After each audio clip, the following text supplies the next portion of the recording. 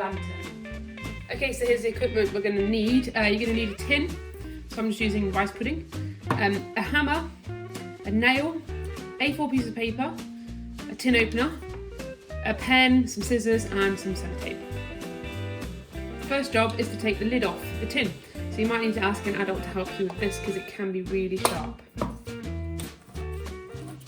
Now we don't need to keep the lid, so be careful when you dispose of that, it's really sharp.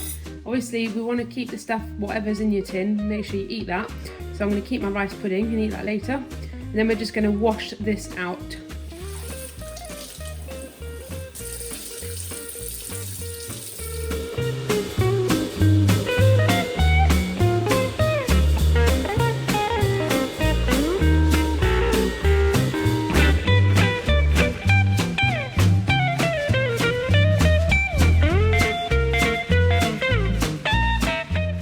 Sellotape that in place, just a little bit of sellotape. We are going to take this off after, so it doesn't matter if this is messy.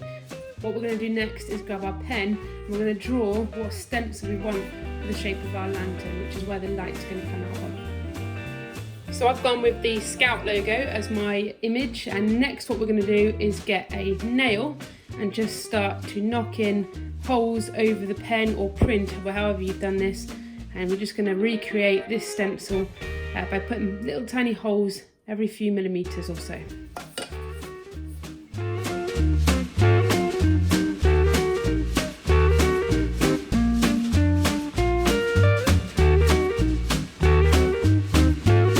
Okay, you can see all my holes are now in.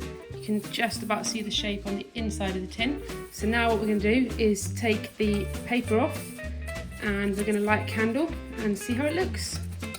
My paper off and you can see the shape of the Scout logo now. It looks really good, and if you wanted to you can have a little go at neatening it up if yours is a little bit wonky or maybe you've missed a hole. So I've seen that I've missed a hole there, so I'm going to put that in now and then we'll put the candle in.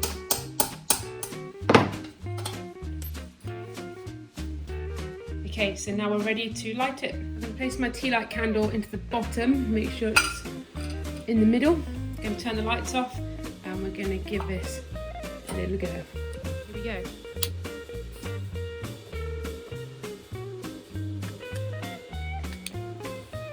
Oh, look at that.